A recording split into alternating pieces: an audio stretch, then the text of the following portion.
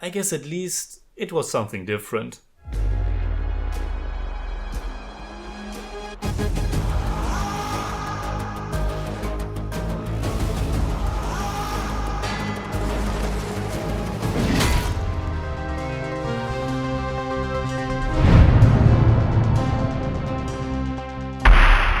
Servus Freunde, my name's Jimmy Cage. I have reviewed more than 400 indie movies on the channel, and today I want to talk about the new Malayalam language psychological mystery thriller Rorschach.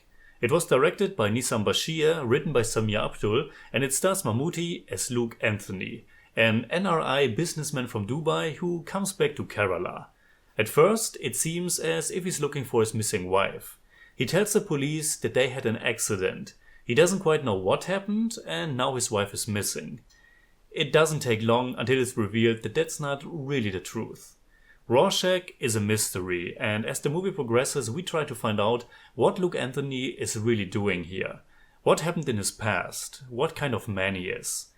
It's a mystery, and therefore it's hard to talk about much of it without going into spoilers. But since it's a fairly new film, I will try to avoid that. Let's say it's actually not that hard to figure out what his true agenda is, or his true motivation. And unfortunately, I think here lies my biggest problem with the movie. Rorschach is actually a fairly simple revenge story that's masqueraded as this mysterious psychological thriller. Once you can see through the confusing storytelling, it's fairly basic, and at least for me, not that interesting or engaging. I do think there's a good movie in there, but it's buried under a lot of pretense. Or, to put it positively, under a lot of ambition. Where it does succeed for me is in its mood. From the get-go, this comes across as a very slick and somber production. The locations, the color grading, it sucks you into this dark world of our protagonist and you get intrigued to know more. But it's also one of those movies that are a little bit too full of themselves. It's trying too hard to be cool and dark and deep, and it misses a firm hand when it comes to the storytelling. Sure, in a mystery, you have more freedom to confuse the audience, but so often this just felt sloppy. There are too many characters that doesn't add much to the story, the ones that are important aren't fleshed out enough, and with a runtime of 2.5 hours, more than once it feels like it's going in circles and that there isn't a strong enough driving force behind the narrative. That driving force should have been Mammootty's character, but the more runtime has passed, the more I thought that he really doesn't have that big or clever plan after all. And more than once it does come down to nothing more than one of those very familiar brawls, in which Mammootty just punches and kicks everyone as if he's some kind of action hero. As always, in moments like those, it's not so much the character, but the star that we are seeing. And oftentimes I don't mind it that much, but because the movie is selling itself as this deep revenge story and portrayal of the darkness that can lie at the heart of a family, mass moments like that seemed even sillier. And unfortunately, yeah, I think the movie is kind of silly. There's an element to the story I don't want to spoil. An element that's actually quite interesting and different. But the execution couldn't deliver for me. I'm not sure what the exact tone is they were going for, but it didn't really add much to anything for me. Another element that felt silly to me was the heavy use of English lyrics in the songs, and the overtly dramatic, cryptic monologues, especially at the beginning. And speaking about monologues or voiceover, there are a few instances in the movie where we hear the thoughts of certain characters, and it just felt super weird and random to me.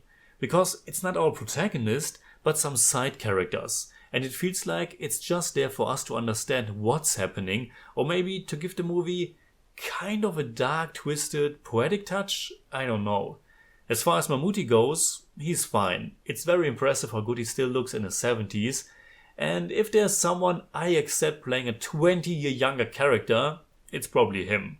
Unfortunately, the character itself isn't all that interesting, and for a revenge story, I think there's actually not that much to grab onto emotionally. What I think is the strength of the movie though, is how Nissam Basheer presents us several strong female characters. I still think it's not really coming together to make a good story, but Grace Anthony is pretty great. So is Bindu Panika, as well as Priyamvada Krishnan, even if I think her role could have been cut entirely from the movie. The rest of the performances is good too, but the movie is told in such a messy way that I didn't really care for any of the characters. So again, I think there's a good movie in there, the atmosphere is pretty sweet, and it can be intriguing, though I didn't find it investing, nor tense or scary. What could work is buried under super long runtime and pretentious and confusing storytelling. So in German I'd say, Rorschach hat eine klare audiovisuelle Note, aber leider erzählt er seine eigentlich recht simple Geschichte alles andere als klar oder ergreifend. Und so fand ich den Film am Ende doch eher albern als clever oder tiefgründig. I give Rorschach 5 out of 10. It's more like 5.2, but I don't do that.